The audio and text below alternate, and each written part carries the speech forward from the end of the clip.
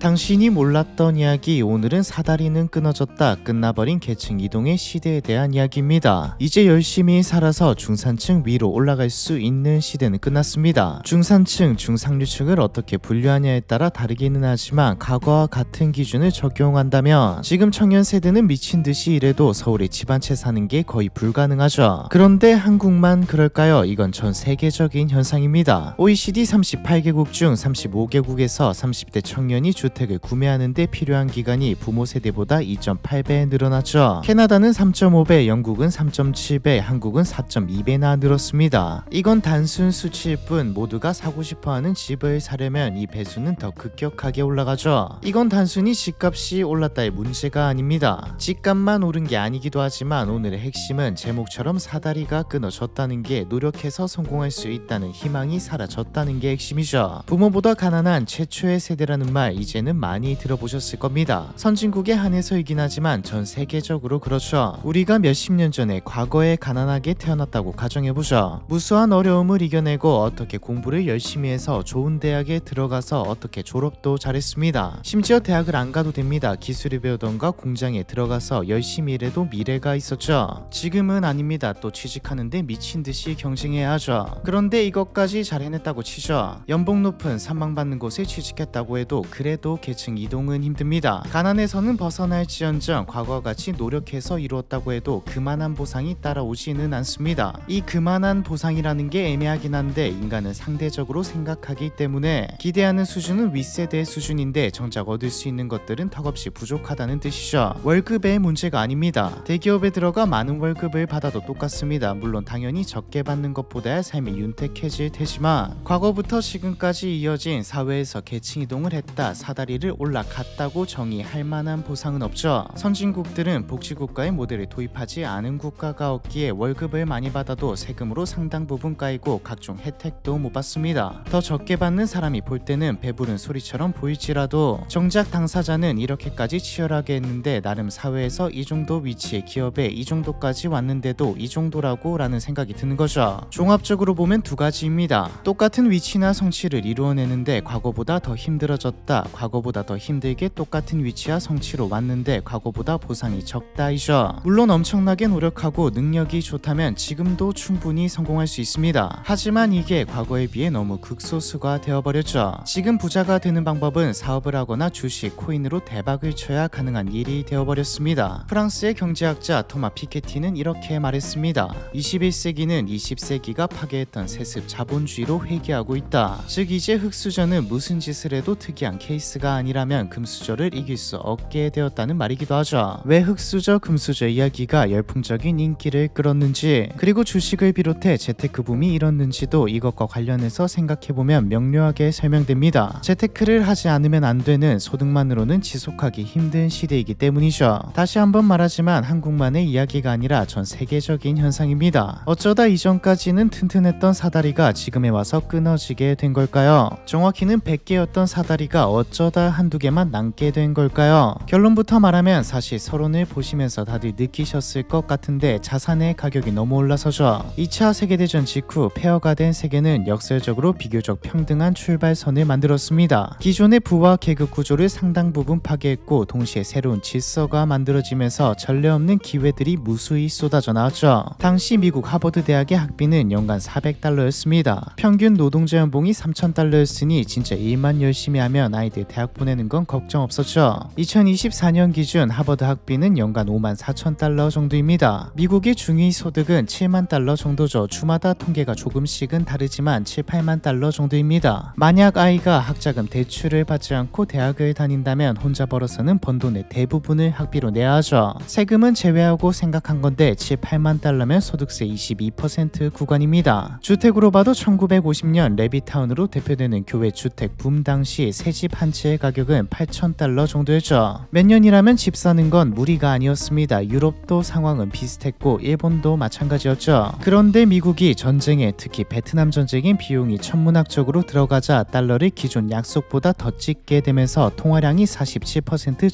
증가해버렸습니다. 당시는 온스당 35달러로 달러를 금에 고정하고 다른 통화는 달러에 고정하는 근본이 이제 브레튼 우즈 체제였는데 프랑스의 대통령 드골은 이거 보니까 금보다 달러를 더 많이 찍는 있는 것 같은데라며 달러를 금으로 바꿔달라고 요구하자 1971년 닉슨은 달러와 금의 태환을 폐지해버렸죠. 그 결과 전 세계적인 인플레이션이 일어나게 됩니다. 현대 금융 시스템의 인플레이션이 시작되는 순간이기도 하고요. 1971년 금의 가격은 온스당 31달러에서 1980년 850달러로 뛰었고 부동산도 몇 배, 몇십 배가 상승했습니다. 지역마다 또 도시냐 아니냐에 따라서 차이가 있긴 했지만 전체적으로 상승했죠. 한국은 미국, 일본, 유럽 국가들과 비교해 뒤늦게 산업화 발전에 뛰어들었기 때문에 이 현상이 조금 늦게 나타나긴 했지만 빨리빨리의 나라답게 빠르게 따라갔습니다. 임금은 어땠을까요? 오르긴 올랐습니다. 하지만 자산 가격만큼 인플레이션이 일어난 만큼 오르지는 않았죠. 이후 세계는 선후관계만 있을 뿐 똑같은 행보를 밟았습니다. 인플레이션이 심해지면 금리를 올리고 긴축을 했다가 다시 돈을 찍어내고 풀고 성장하고의 반복이었죠. 금융부문과 자산 가격은 폭발적인 성장을 이어갔고 가면 갈수록 임금과의 괴리도 커져갔습니다. 한국도 예외는 아니었죠. 강남 압구정 현대아파트는 1982년 평당 200만원에서 1989년 2천만원으로 10배 뛰었습니다. 그래도 괜찮았습니다. 과거에는 3년 걸려 5년 걸려 집을 샀다면 10년 20년으로 늘어나긴 했지만 일을 해서 집을 산다는 게 달성 불가능한 수준은 아니었으니까요. 대출 땡겨서 사면 되죠. 만약 자동차처럼 계속 감가상각이 된다면 연봉이 몇 배, 많게는 몇십 배나 되는 금액을 대출로 땡겨서 사면 안 되겠지만 이자 부담보다 자산 가격의 상승이 더 컸기에 상관없었습니다. 다만 대출을 아무나 내주지는 않기에 직장이 있어야 사회생활을 해야 대출받고 집을 살 수 있었죠. 그리고 자산과 임금의 격차는 벌어졌지만 동시에 평등의 시대이기도 했습니다. 전 세계적으로 불평등 지표가 개선된 시기이거든요. 소득세를 구간별로 나누고 고소득자에게 세금을 많이 부과하고 이 돈으로 복지를 시행하면서 부의 재분배를 이루어냈기 때문이죠. 복지는 트렌드가 되었고 상당수 사회 문제들을 해결해 나갔습니다. 계층 이동의 사다리는 오히려 닉슨 이전과 비교해 더 많아졌죠. 가난하게 태어나더라도 복지를 통해 사회 안전망을 통해 누구나 교육과 기회를 찾아낼 수 있었고 아메리칸 드림도 개천에서 용난 케이스도 제일 많았던 시대입니다. 대졸이 아니더라도 열심히만 꾸준히만 하면 누구나 중산층까지는 도달할 수 있었죠. 만약 이때 분위기로 이 시기 벌어지는 격차 수준으로 자산과 임금의 격차가 쭉 벌어졌다면 지금 청년 세대는 부모보다 가난한 최초의 세대가 사다리가 끊어진 세대가 아니었을 겁니다. 먼 미래 세대에게 닥칠 일이었을 테죠. 혹은 중간에 새로운 방법들이 나왔을 수도 있고요. 하지만 2008년 글로벌 금융위기가 터지면서부터 급격하게 변해버렸습니다. 금융위기 자체도 문제였지만 또 하나의 문제는 대처였죠. 미의회는 7천억 달러 규모의 부시자산 구제 프로그램을 승인하고 연준은 2008년부터 2014년까지 세 차례의 양적 완화를 통해 4조 5천억 달러를 시장에 풀었습니다. 미국뿐만 아니라 전 세계가 양적 완화로 돈을 풀었죠. 이 시기 전 세계 중앙은행이 찍어낸 돈이 15조 달러가 넘습니다. 이 돈은 다 어디로 갔을까요? 자산시장으로 갔죠. 다른 국가들은 주식시장과 부동산 시장으로 흘러 들어갔고 한국은 주식시장이 좀 그랬기 때문에 부동산에 몰빵되었습니다. 여기다 2010년대는 인류 역사상 가장 긴 제로 금리 시대를 맞았습니다. 대출의 비용까지 낮아지자 자산 가격은 끝없이 급격하게 상승했죠. 가진 집을 담보로 또 새로운 집을 사고 투자하면서 수요는 오히려 더 많아졌고요. 앞서 나온 토마 피케티는 자산의 수익률이 경제 성장률보다 높아지면 기존 자산을 보유한 사람들이 일해서 버는 사람들보다 훨씬 빨리 부를 늘리는 구조가 될 것이라 지적했습니다. 이 일이 현실에서 일어나게 된 것이죠. 아무리 능력 없고 멍청하고 일도 못하고 사회에 도움이 전혀 안 되는 데다 일할 의지도 없지만 어떻게 집 한 채를 가지고 있는 사람을 능력 있고 똑똑하고 일도 잘하고 열심히 하는 세금도 열심히 내는 사람이 이길 수 없는 구조가 만들어진 것입니다. 즉 부모의 부가 자녀의 인생까지 결정지어 버리는 세상이 도래했다는 말이었죠. 그래도 이미 심각하게 벌어지긴 했지만 그럼에도 아직 기회들은 남아 있었습니다. 돈을 풀고 성장도 지속되었기에 기회는 있었거든요. 그런데 코로나가 터져버립니다. 2020년 3월 23일 연준은 선언했죠. 무제한 양적 완화에 돌입하겠다. 2020년 한 해에만 3조 달러를 풀었습니다. 미국 역사 244년 동안 찍은 돈의 20%를 1년 만에 찍어낸 것이죠. 다른 나라는 달랐을까요? 똑같았죠. 이 돈은 또 자산시장으로 흘러갔습니다. 이제 진짜로 열심히 일해서 돈 벌어도 자산을 가질 수도 자산을 가진 사람들을 따라잡을 수도 없는 시대가 도래했죠. 돈을 너무 많이 푼 탓에 인플레이션이 터지자 2022년부터 미국을 시작으로 각국 중앙은행이 금리를 올렸지만 심지어 연준은 약 1년 만에 0.25%에서 5.5%로 역사상 가장 빠른 긴축을 했지만 자산의 가격은 떨어지지 않았습니다. 특히 집값은 요지부동이었죠. 물론 떨어진 곳도 있습니다. 각국의 지방을 보면 폭락한 곳도 있죠. 하지만 청년들이 일하고 살아가야 할 도시는 더 올랐으면 올랐지 떨어지지는 않았습니다. 이렇게 세상은 계층 이동의 사다리 대부분이 끊어지게 되었죠. 현재 전 세계는 전례 없는 세대 갈등에 시달리고 있는데 이것도 오늘 주제의 결과라고 봐도 무방합니다. 젊은 층의 기성세대를 향한 분노, 복지, 특히 연금제도에 대한 반발이 공통적으로 나타나는 현상이죠. 돈을 벌어도 세금과 월세 내면 남는 게 없는데 집을 살 가능성은 내 인생에 없어 보이는데, 심지어 내가 고소득에 속해도 경제적으로 안정감을 느끼지 못하는데 내가 내는 세금으로 자산을 가진 기성세대에게 연금을 준다고 사다리를 끊어놓고 사다리 위에서 우리 돈까지 받겠다고가 이유죠. 기성세대 입장에서도 할 말이 없는 건 아닙니다. 발전을 이뤄냈고 그 어떤 세대보다 비옥한 환경에서 청년을 키웠습니다. 하지만 당사자가 아니기에 처지를 생각을 이해하지 못하죠. 사실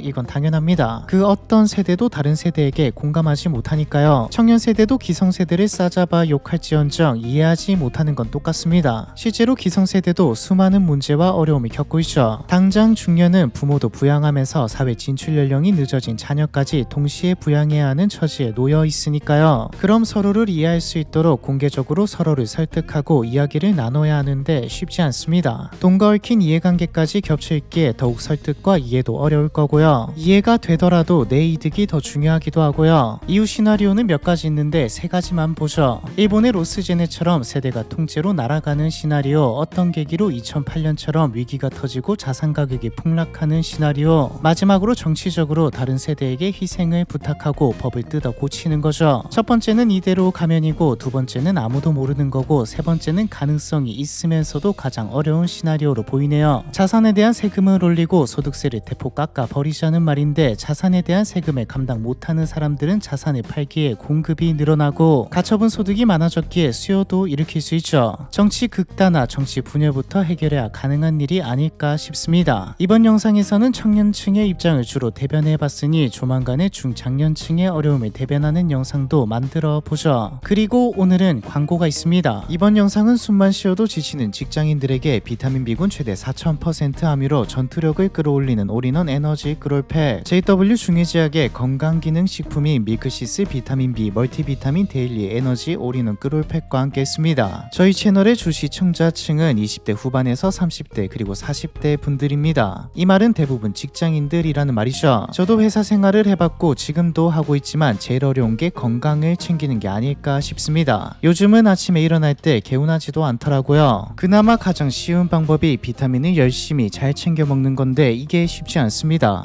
살려고 들어가 보면 난생 처음 보는 단어들로 이것도 먹어야 하고 저것도 먹어야 하고 이건 이만큼 저건 저만큼 공부를 해야 할 정도죠. 근데 또 안 먹자니 좀 그런 게 먹어보신 분들은 아실 겁니다. 먹으면 딱히 효과를 보는 것 같지는 않아도 안 먹는 순간 느껴지거든요. 그래서 준비했습니다. 우리의 전투력을 끌어올릴 수 있는 밀크시스 비타민 B 멀티비타민 데일리 에너지 올인원 그롤팩. 밀크시슬이 함께 들어있어서 간 피로에도 도움을 주죠. 이런 말은 잘 안 하는데 진짜 괜찮습니다. 비타민이 고함량이다, 미네랄 10종 프리미엄 원료 이런 것도 있지만 제일 좋은 건 편해서죠. 이것저것 이거 몇 번 저거 몇 개 따로따로 사서 할 필요 없이 하루에 한 번 한 팩만 먹으면 되니까요. 상시 판매가는 47,900원이지만 저희와 협업으로 9월 23일에서 29일까지만 35,000원에 판매됩니다. 홍삼 녹용과 꿀배 도라지 각각 10분에게 구매 인증 이벤트도 진행하니 많은 분들의 관심 부탁드리겠습니다. 그리고 댓글에 링크를 통해 구매해야지 할인과 이벤트가 참여가 가능하니 잘 부탁드리겠습니다. 이걸 찾나? 직장인 전투력 4000% 끌어올리는 비빌 올인원 종합 비타민 에너지 끌올팩 고함량 비타민 B군 밀크시슬 미네랄 10종 24가지 성분을 한 팩에 직장인 전투력 4000% 충전 완료. 데일리 에너지 올인원 끌올팩.